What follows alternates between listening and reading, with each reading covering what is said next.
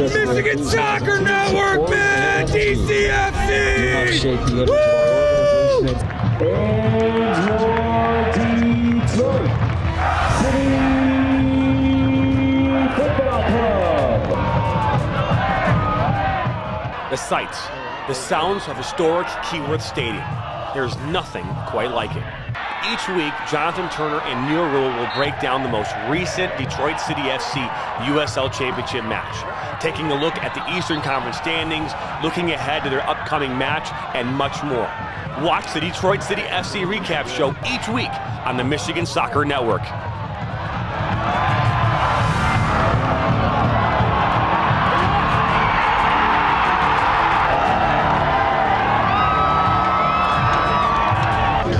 Let's go City on the Michigan Soccer Network. You are watching the Michigan Soccer Network. Come on, City!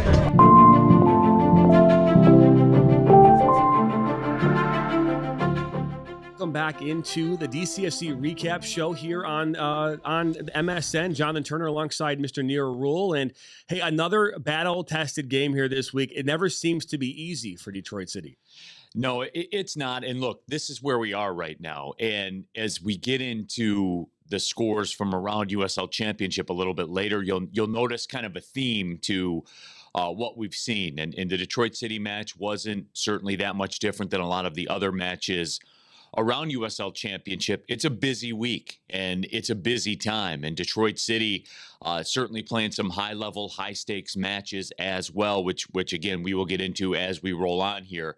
But it was a situation too, like, look, you're missing the lifeblood of your squad too, and Stephen Carroll with that egregious red card that he got called for at the end of the previous match. So he had to pay the price.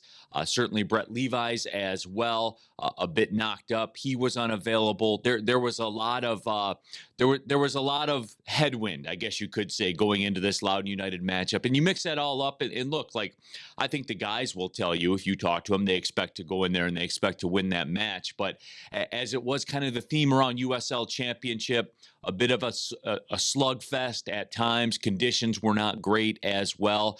And they look like a team that has 3 matches in 7 days and 3 high-stakes, high-level, high-attention matches. That's what it looks like. You can't do everything all the time. It can't be 100 miles an hour for all 90 minutes all the time, especially during this week. This is one of those things that's unique to soccer, Jonathan, that, you know, if you're a casual sports fan, maybe, some of the intricacies of the game of soccer, certainly when you get into a compacted schedule, the outside the U.S. Open Cup plays a factor in this as well. So certainly, all in all, you got your point, you got a result. And that's really the takeaway. This is the luxury, though, of being 5-0, and this is something that we talked about, because you're going to go through this at some point during USL Championship season that goes from basically St. Patrick's Day to Halloween. You're going to go through this portion of a schedule, and the big thing is they got a result, they got their point. You keep it pushing. That you do is we'll take a look here at the match stats here for this past Saturday, and there they are on your screen. You look at this, I think it's the first time this season we've seen DCFC not in the possession, the higher percentage in the match, 49.2 to 50.8, so it's not a significant difference. But either way, possession there does point towards Loudoun. Shots on goal, 11-9, 3-4 in shots on target. 4 of those, obviously, for Loudoun, 3 for Detroit City FC. So not a ton of opportunities on frame, but Nate Steinwasser doing what he does best, making 5 saves on the night, making man of the match for this past weekend. No, absolutely. And he may have a look at USL Championship Save of the Week. And I said this during the broadcast, too, on Detroit 50. That's part of the script for Detroit City FC. It seems as though every match that I do, there's always a Nate Steinwasser moment where he makes a save that maybe not a lot of keepers in USL Championship could make, and he comes through with it, and he's part of the program here for Detroit City FC. And again, it's funny because it's just business as usual, right? And some people kind of perceive that as business as usual, but he's special, man. He's a special player. He's one of the best keepers in this league. And as I always say to you, Jonathan, I always say during the broadcast, and I'll continue to say until he's no longer with LaRue somewhere down the line, Nate Steinwasser, for whatever reason, doesn't seem to get the credit that he gets. He's never first of mind when you talk about goalkeepers in USL Championship, but he is first of mind when you check out the stat sheet all the time. There he is all the time. Yeah, and even if it's not in the stat sheet, at the end of the day, the goalkeeper is the last line of defense, and something that, as a former goalkeeper myself, I knew that was my responsibility. My job was to keep balls out of the back of the net and give my team a chance to win a game. No, and that's what he's done, no doubt. Yeah. So so when you think about that too, from the standpoint of his role, if he doesn't have a lot of stats, that means he's got good defense in front of him as well, which is fantastic. Right, having a strong defense also lends well to great goalkeeping. But he's that last line, and he's done his job every time he's been asked. He's stood tall. He has done what he's supposed to do, and give his team a chance to be winning at the end of the game. And that's all you can ask for a goalkeeper. And there's not a team out there on earth that doesn't want that goalkeeper in the back of their net and defending their net. No question about it, especially with Nate Steinwasser. And you have to parlay the fact too, and I didn't even really bring this up. I mean, we mentioned Stephen Carroll not being available. Michael Bryant's playing a bit out of position. And I said this during the broadcast as well. Throughout the first 45, as we went into halftime, I brought up to my broadcast partner, Ross Davenport, and I said, for those wondering, how is Michael Bryant kind of sliding into the Stephen Carroll role? How's that going to go? I said his name twice. So that tells you it's going very, very well. I said his name, I think 2 or 3 times in 45 minutes. That means that you're doing the job, certainly from the defender spot. Anytime you can come away with points out of going out and visiting a team like at Segra Field for Loudoun United, that's huge, and they did it here once again. They're 5-1-1 on the season overall. As again, we started off 5-0. Do you consider these last 2 matches, even though they're difficult, you get 1 point in the last 2? Is that a downward trend, or are they on par to continue moving forward in a good direction? No, man. I mean, that's life on the road. It's one of those things where it's tough to win matches on the road. And in Pittsburgh, certainly you knew what you were running into with the Riverhounds and how they were kind of circling the wagons. And I'm going to say their season was on the line. That's very media grandiose of me to say that. But they were aware. In talking to the Pittsburgh folks, they knew where they stood, and they knew that they had ground to make up. And you knew they were going to be desperate, and they were. And the Loudoun match, yeah. If you talk to every man individually, I'm talking about no microphones or anything like that, like just sitting at the bar having a pint or whatever, they would say, yeah, we expect to go in there and we expect to get 3 points regardless of the situation.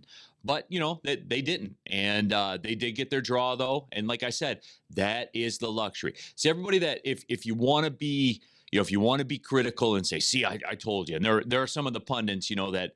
To quote T. Grizzly, I think are kind of preying on City's downfall a little bit. I think you hear that around USL Championship. Yep. Maybe that they will take a look at something like that and say, see, I told you. But, again, that's the luxury of starting off 5-0. That's what it is. That's why you bank all those points. You put all those points in the bank. And as we get to the standings a little bit later, it'll show, there certainly are no downtrends or anything that's really concerning to look at. Speaking of standings, here they are. Great segue. I know, right? As Charleston Battery still sitting atop in the Eastern Conference. They got 24 points, and they're 7-0-3. Louisville City 6-1 on the season. Detroit City 5-1-1. They're sitting in third. And you look at the rest of this table, and it again, you said tie galore. There's a ton of ties here that happened this past week, and we'll look at the past results. But what stands out to you here right now as we look into here? This is week number 9 we're going into. Yeah, the old Pittsburgh Riverhounds. Remember just a couple of weeks ago, Jonathan, we're like, man, what's going on with Pittsburgh? Well, there they are. They're making their move right now as we figured that they would. And again, I look at this where for Detroit City, you're 7 points clear of the playoff line. And we just ran the Kentucky Derby. So, it's in early May.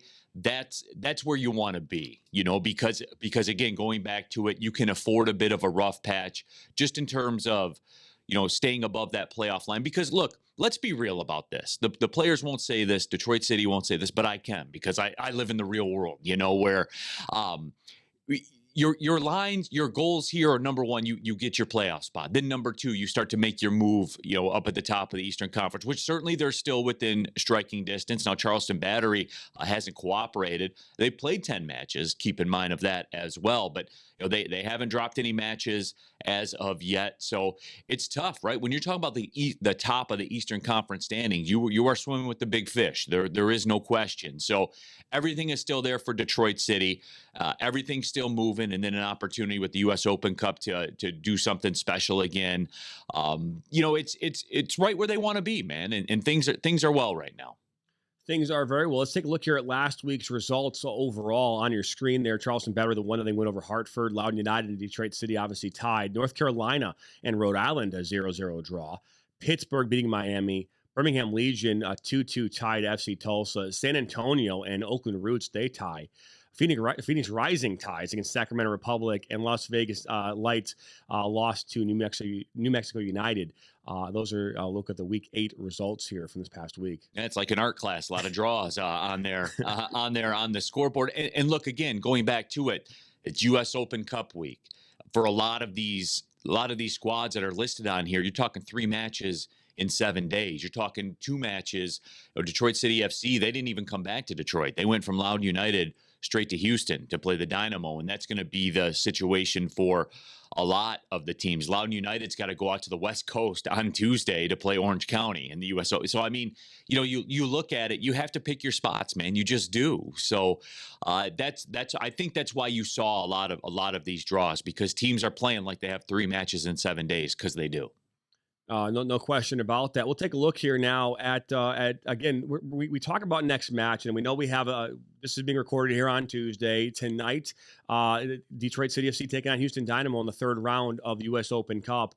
It's a big opportunity on a big stage for Detroit City to tell the world and show the world, continue to show them what they're able to do. No, and the first ever road match at an MLS side for Detroit City as well, certainly in the U.S. Open Cup. And yeah, these are fun. This is fun. Like that's why I was really disappointed with the way the whole U.S. Open Cup thing played out. And I'll just leave it at that. I'm not going to get into the granulars about it or anything like that. It's just, I'm not mad. I'm disappointed. It's like I'm talking to my children right now. But it's one of those things where City again has a chance to kind of recapture some of that magic. And this is where the U.S. Open Cup, certainly for the USL Championship sides, I think is a little more important. It hits a little harder for them than it does maybe for the MLS sides, but that's where it is. But that's what makes this whole thing special, right? All the different angles. And I really want to see, the U.S. Open Cup continue to be healthy, because this is a great, America loves tournaments. America loves one and dones, man. If you want to reach the American sports audience, this is what your chance is. And for Detroit City, some of the biggest moments in the history of the club have happened in the U.S. Open Cup, and it's another shot at it. The Houston Dynamo, they won it. They won the U.S. Open Cup last year. So yeah, it's and it's one of those things too where this is where maybe Detroit City FC gets hurt a little more than most by it, because it is a big moment. Like, let's be real, it's a big moment, and it's a big moment that comes in the span of 3 matches in 7 days. And it's a big moment that comes maybe at the expense of the Loudoun United match. And then on the back end of that, which we'll talk about, you have Phoenix coming in on national television at Keyworth Stadium. So Detroit City FC gets put through the ringer a little bit here. That's just the facts of the matter. But it's a big stretch. And there you have it on your screen. The next matchup this upcoming Saturday at 5 p.m. Keyworth Stadium. Detroit City FC welcoming in the Phoenix Rising. They play in the Western Conference, does the Phoenix Rising. And right now they're sitting mid-table as a Phoenix Rising. They're sitting 6th. They have 11 points, 3, 4, and 2 overall, and -1 in goal differential. This is a team that if Detroit City can do what they do, should come out of here with hopefully 3 points here at home. Yeah, that certainly would be big, and it'd be big. This is one of I call these kind of designer matches, right? Where, you bring that up and you say 3 points will be big, and obviously it's big for the standings. But let's be real. It's another one of those chances to add to the national profile of the club on CBS Sports Network. Just a huge stage for Keyworth and for Detroit City, the Northern Guard, and really everybody involved. And Phoenix Rising, they're one of the blue bloods of USL Championship. We talk about Lou City and Phoenix. I think Charleston's starting to approach that level right now. It's one of those things where these are the blue blood clubs, and for Detroit City FC, I think that they kind of pride themselves on knocking open those doors and really busting open those doors. It is one of those things where it's just another opportunity to make people stand up and take notice and say, hey, this Detroit City FC club, they continue to be for real. And look, it's not vintage Phoenix Rising right now, but when it's all said and done, we said that last year about them too, and look what they were they were able to do in the end. So yeah, it's a big time opportunity at home against the USL Championship Blue Blood. And again, that game kicks off here on Saturday at 5 p.m. Where could you watch that game if you're here locally? That'll be on CBS Sports Network, the national stage, the big time event that is USL Championship. And again, too, we saw this with the Lou City Indy 11 match that was on CBS National. Huge television ratings that actually outdrew the MLS that day. That's not an opinion from me. That is a fact. That happened. And just another way for USL Championship to keep the momentum pushing as well in Detroit City FC on the biggest stage. Let's take a look here now at the upcoming schedule here this week. Obviously, on Friday, Loudoun will be at El Paso for a 7 p.m. kickoff, and the rest of the matches on Saturday. Detroit City obviously welcoming in Phoenix Rising 5 p.m. Hartford Athletic against Colorado Springs. Louisville City hosting Orange County SC. Tampa Bay hosting Birmingham Legion, and Rhode Island hosting Sacramento. Yeah, and it's the usual prescription as well. That'll be the conclusion of 3 matches in 7 days for Detroit City FC, with 2 of them on the road. You just sit around and you hope draws. That's how this works. You especially that Tampa Bay Birmingham match. You hope for draws. You hope you pick off your 3 points and you just keep it moving, as we say. No question. My biggest concern here for the weekend or this weekend is whether or not tonight, after their matchup, Detroit City can make it home from Houston. Yeah, that's something that Yeah, you went through that bad weather stretch, so the flooding and all that kind of stuff. You were kind of in the teeth of that, trying to go on a little vacation that you were denied from. Yeah, let's hope Detroit City FC has better results than you did. No question about that. Hey, real quick here, I know that the comments from you watching this at home and tuning in, by the way, we appreciate any feedback that you have, has been about talking about where players are standings in regards to how many goals and where they stack up against the rest of the league. And right now, Maxi Rodriguez currently with 3 goals, sitting 11th in the standings in league leaders. Nicholas Markinich, apologize, has 12 goals. I think he had 12 goals the last time we did this last week. So currently sitting atop of the table in league leaders for goals scored. Nate Steinwasser right now in regards to saves, and this is where I feel like if you're going to rank goalkeepers, it can't just be based on saves, because you can only take care of the shots that you're being facing. I mean, but he's currently sitting 19th right now in saves with 15 so far on the season. So. No, and that speaks to Detroit City FC and what they do, defensively too. Goals against, he's on brand again. I did bring this up on the broadcast on Saturday as well. That goals against average, I think, is going to creep under 1 now, as a matter of fact, after his second clean sheet of the season. And you know what you're getting. I can pencil in what the stats are going to be. And last season, I think he was, what was he, second and tied for second in clean sheets. I think he was tied for 4th in saves as well. It's an upper echelon resume that he's going to have. And he'll be among the league leaders in goals against again, because that's where he lives, and that's where Detroit City FC is as well. So, yeah, it's just, I know what I'm getting from him. I know what it's going to be in October when it's all said and done.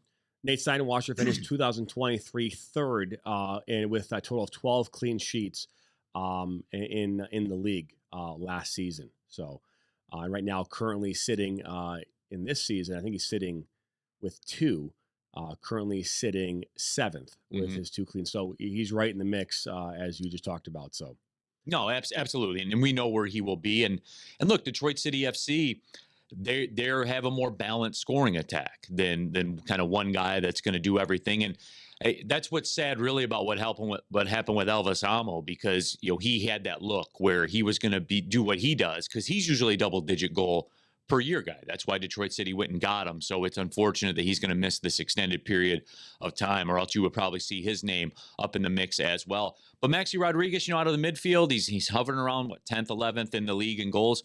You like that. Maxi certainly off to a great start. That he is. Again, coming up this upcoming Saturday, May the 11th, Keyworth Stadium, Detroit City FC hosting Phoenix Rising. Again, kickoff at 5 p.m. You can watch that game where again? CBS Sports Network, DeadCityFC.com for tickets as well. Those tickets are going to be gone. That's my best educated guess. So if you want them, get in there now, DeadCityFC.com for tickets. And tonight they take on the Houston Dynamo in round 3 of the U.S. Open Cup with a chance to move on. They're playing for hardware. No, they are. And that's what this is. Again, this is the ultimate stakes. As we said, time of taping, they will play tonight. You hear this, what, Wednesday? Yep. So yeah, you'll know the result. But again, those are the stakes, man. You're at the MLS stadium, you're kind of taking a shot at the Houston Dynamo. So let's see how it shakes out. Let's see how it shakes out. Neil, that is a wrap here on the recap show here for week number 7. We've done 7 of these bad boys, and all we ask for you there at home is to like, subscribe, share with your friends and family, and come back for more. No, absolutely. And again, if you have something, you have an idea or something like that, shoot it in a comment section. Shoot it, respond to the tweets or whatever. Say, hey, I'd like to see this. We'll take it under advisement. We'll say it like that. This week we were back in studio because I did not make it to Cabo, so I made it to Houston. Yeah, made it to Houston. If Houston could do one thing for us tonight, it would be for them to lose. Yeah, absolutely. All right. Well, hey, that's a wrap on week number 7. Jonathan Turner, Neil Rule. We'll see you back here next week for a recap show number 8. Yep.